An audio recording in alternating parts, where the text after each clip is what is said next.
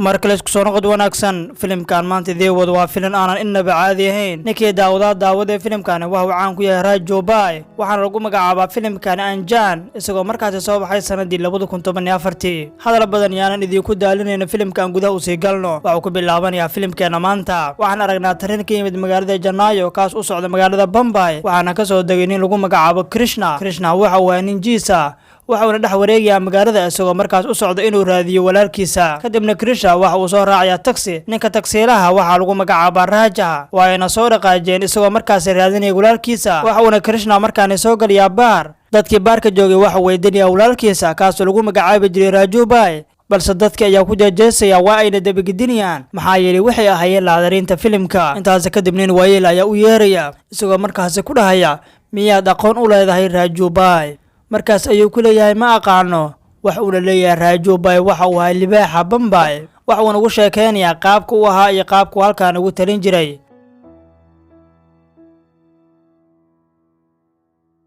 waxa uu odaygii fariisanaya ninkii Krishna ahaa isagoo markaas dhammaan ugu sheekaynaya wixii uu ahaa Rajo Bai sheeko dheer kadib waa uu soo laabanaya isagoo markaas banaanka u soo baxaya isagoo markaas raadinaya taksiilihi waxa hal mar boorsadii ka dafaya cunugiina waxa uu la cararayaa boorsidiisa intaas kadib waxa uu imaanaya taksiilihi waxa uu ku leeyahay intaad meelahan taaganta ayaa laga dhacayaa boorsada waxa uu ku leeyahay naga dhaafay soo fool gaariga intaas kadib cunugii iyo waalidiintiisa ayaa boorsadii u keenaya maxaa yeelay waxay kumbiyuutarka ku arkeen sawirkii Rajo Bai waxayna waalidiintii ku leeyihiin mudana naga raali noqo maxaa yeelay wiilkeena waa uu akhlaaq daran yahay ma ogeen inaad walaalkiis tahay Rajo Bai intaas kadib ay ka tagayaan waxayna markaas soo fooriyaan taxigii waxa uu ugu dambeeyay ninkii Krishna u imaanaya in lagu magacaabo Karim kaas oo la soo shaqayn jiray Rajo Bai waxa uu markaan Karim u bilaabaya sheekada ku saabsan Rajo Bai waxa uu ku leeyahay walaalka waxa uu nin geesi ah waxaana saaxiibkiis ah nin lagu magacaabo Khandaru iyo Rajo Bai waxay ahaayeen laba saaxiib oo aad u kalsoon waxayna madax ka ahaayeen magaalada Bombay iyagoo markaas maamuli jiray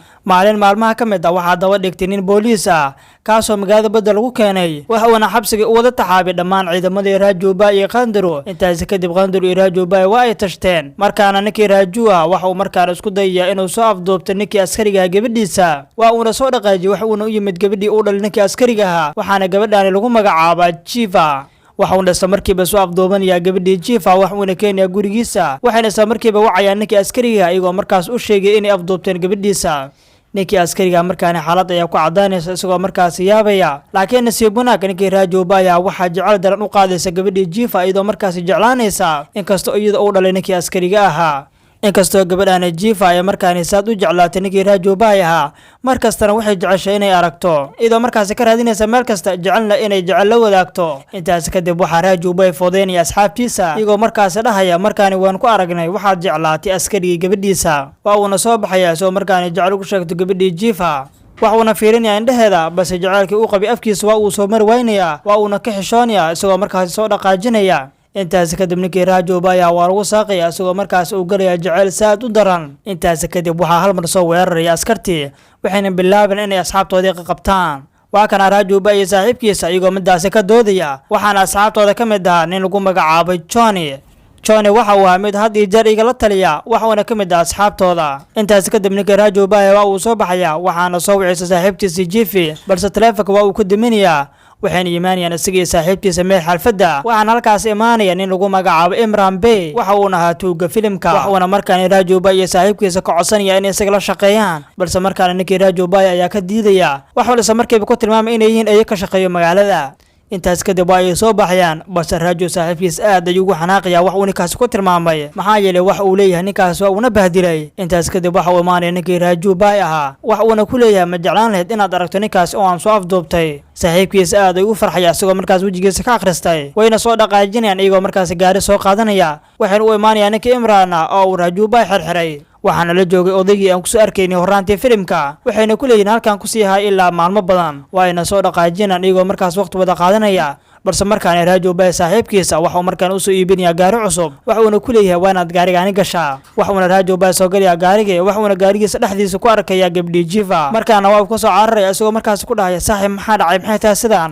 waxa uu ku leeyahay saaxiib waan ogahay inaad gabadhan jeceshahay waanaad waqti la soo qaadataa waxa uu markaan soo galaya gaariga laakiin markaana waxa ku qaylinaysa gabadhii waxayna markaana soo wada qaadanayaan waqti aad u qurux badan. intii ay waqti qaadashadii ku jireen waxaa soo weeraraya qolo iyagoo markaasi xabadaynaya waxayna markaasi gelayaan halis badan waxayna soo qaadanayaan gaarigoodii. waxuuna markaana wacayaa saaxiibkiisa waxa uuna leeyahay saaxiib maxaa dhacay siday wax u jiraan, balse saaxiibkiisa uma jawaabaya. waa uuna soo dhaqaajinaya wax u imaanaya xeebta waxuuna halkaasi ku arkaya saaxiibkiisa oo halkaasi yaalla oona meyd ah. waxaan ag dhoobnaa dhammaan asxaabtii u shaqaynaysay. markale ninkii raajuwa aad ayuu u xanaaqaya isagoo markaasi soo cararaya waxuuna markaana soo qaadanayaa gaari waxaana gaariga ku wada nin lagu magacaabo Amar. wayna soo baxayaan iyagoo markaas istaagay u dambeeyay buundo. markaana ninkii Amar ayaa markaana ka qaaday biskoolada. markaas ayuu ku leeyahay ka waran adiga xitaa haddii aad raacdo saaxiibkaaga. markaana ninkii raajuwa oo shakasan ayaa ku dhahaya maxaad ka wadaa. waa uuna ku soo cararaya isla markiiba wax xabad la tuuriya ninkii Amar ahaa wax uuna ka tuuriyaa buundada isagoo markaas halkaasi ku takhalusaya. inkastoo loo sheekeynayo ninkii Krishna ahaa waxuuna markaana ogaaday xaqiiqda ku dhintay walaalkiisa. intaas kadib waxaa halkaas imaanaya ninkii Amar ahaa iyo asxaabtiisa waxuuna canaananaya cunug halkaasi joogay maxaa yeelay waxaan loo sameeynin gaarigiisa. waxuuna markaana ku leeyahay odaygii maxaa dhacay oo cunugaani ka rabtaa. laakiin ninkii Amar ayaa u hanjabaya isagoo markaas ku dhahaya waa in gaarigayga lii sameeyaa. waa uuna isaga dhaqaajinaya halkaasi laakiin nin ka mid ah ciidankiisa ayaa u sheegaya inuu raadinayo ninkaas halkaasi taagan. markaana ninkii Amar ah waxa uu soo celinaya gaariga isagoo markaasi soo degaya waxuuna ku leeyahay yuu yahay ninkan. waxuuna ku leeyahay ninkaan jannaa ayuu ka yimid waana raajaa walaalkiisa. markaan ayuu ku leeyahay intuusan dhiga aargudsanin aarta walaalkiisa waanad hadda u dhammaysaan. markaana nin ayuu u soo dirayaa wax uuna ka tuuriyaa bakooradii waxayna markaana doonayaan inay gebiyaanba ka takhalusaan ninkii Krishna ahaa. laakiin ninkii Krishna ayaa wax uu sameynaya wax lama filaan ah isagoo markaasi ka takhalusay ninkii ay u soo direen. markaana ninkii Krishna ayaa wax afka ka soo bixinaya qorigii lagu aqaani jiray ninkii Raajubai ahaa waxayna markaana xaqiiqsadeen inuu ninkaana yahay Raaju. markaana asxaabtii waxaa lagu xiranaya albaabka waxuuna markaana Raaju bilaabaya inuu baabiyo dhammaan asxaabtii maxaa yeelay isaga ma uusan ahayn Raaju walaalkiisa waxa uu ahaa Raajuga dhabta ah. markaana waxa uu ku leeyahay ninkii waanaadan cidna u sheegin in aniga soo laabtay waxuuna iska sii dhigi doonaa jiiskaani ilaa inta uu ka argusanayo dadkii dilay saaxiibkiisa iyo asigaba. markaana waa uu soo dhaqaajinaya waxa uuna gurigiisa soo degaya ninkii Qarim ahaa waxuuna ninkii Qarim u sheegaya in dilka saaxiibkiisa uu ka dambeeyay ninkii Johnny ahaa. laakiin markaana wuxuu go'aansanaya intuusan weerarin ninkii Johnny ahaa inuu markaana weeraro mid ka mid ahaan jiray asxaabtiisii hore. markaana waa uu soo dhaqaajinaya isagoo markaas imaanaya meel ay ku tartamaan farasta waxuuna halkaasi ku arkaya ninkii uu raadinayay waxuuna soo dabakacaya ninkii balse ninkii wuxuu isku dayay inuu cararo waxuuna markaana ka daba keenaya bakooradiisa balse ninkaani waxaa lagu magacaabay Jackie. wax uuna ogaanaya ninka daba taagan inuu yahay Raajubai balse ninkaana waxa weydiinaya siro badan bas ugu dambeeyay wax u sheegaya markii la dilayay saaxiibkiisa inay halkaasi joogeen ninkii Johnny iyo asxaab kale. waxuuna markaana ninkii Raajubai go'aansanaya inuu markaana targetkiisa noqdo ninkii Johnny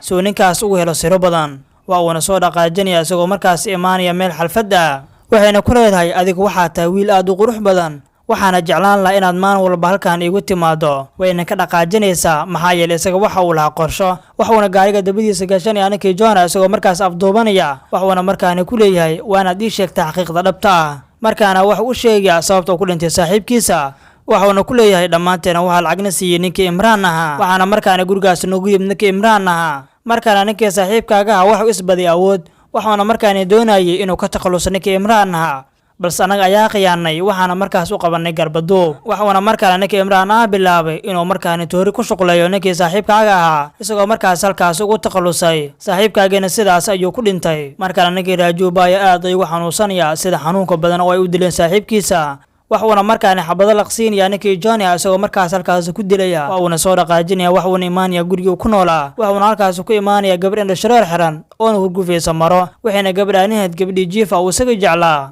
laakiin isaga ma oga inay tahay saaxiibtiisa. markaana waa uu soo dhaqaajinaya isagoo markaas u imaadaya gacanyarihii Imraan waxuuna ninkii ogaanaya inuu ninkaan yahay Raajubai waxuuna Raajubai bilaabaya inuu baabiyo dhammaan wixii halkaasi ku sugnaa. laakiin ninkii wuxuu u sheegay inuu shir qaban doono ninkii Imraan shirkaasna ugu faa'iideysan karo isagoo markaas halkaas ugu takhalusay ninkii. waa uuna soo dhaqaajinaya isagoo markaana u weeraro ninkii Imraan waxuuna imaanaya howlkii uu shirka ku hayay waxuu markaana la soo baxaya biskooladiisa isagoo markaas biskooladiisa ku ridaya laakiin ninkaas wuxuu ka hadlayay si online muusan ahayn qof caadi ah. markaana askartii Imraan waxay markaana imaanayaan guriga isagoo ku noolaa waxayna halkaasi ka afduubanayaan gabadhii saaxiibtiisa Jiifa. isla markiiba ninkii Raajubai oo cararay ayaa halkaas yimid waxuuna weydiinaya odayga saaxiibkiisa ahaa siday halkaan ku joogtay gabadhii Jiifa. waxuuna ku leeyahay Jiifa way noo timid waxayna noo sheegtay inuu mar uun soo laaban doono Raajubai iyadoo markaas ogaatay inaad adiga soo laabatay adiga ayayna kor ka fiirsan jirtay markasta intii aad meeshaani joogtay. markaana ninkii Rajubaya waa uu soo dhaqaajinaya isagoo markaan saaxiibkiis u soo badbaadiyo laakiin markaana ninkii Rajubaya waa la qabanaya isagoo markaas biskoolad madax laga saaraya waxayna ciidamadii Imraan markaan soo saarayaan gaari igoo markaas soo wadaya waxayna markaan u keenayaan ninkii Imraan oo markaas ka soo degay helicopter waxaana ninkii Imraan ku leeyahay adiga waa diiday inaad dhimato balse markaan aniga ayaa ka takhalusi doono markaan ninkii Rajubaya ayaa ku qoslaya isagoo markaas ku dhahaya qofka dhimanay aniga ma ahane waa adiga maxaa yeelay ninkaan Rajubaya waxa uu hore u soo gatay ciidamadii isaga soo afduubtay waxaana u sheegay inuu dhabanlaab siin doono lacagta uu isaga siin doono wayna ku raaceen igoo markaas ogolaaday in isagu shaqeeyaan waxaana halkaas ugu toqolosay ninkii Imraan ka soo diray saaxiibkiisa isagoo markaas ugu dambeeyay u arguday saaxiibkiisa waxaana markaan leeyahay dad qiyaamininkii u shaqeynayeen ma adiga ay ku deenayaan waxaana markaan halkaas ugu toqolosay asxaabtii isaga uu lacagta u ballan qaaday waxaana markaan soo abdaray aasigii u arguday saaxiibkiisa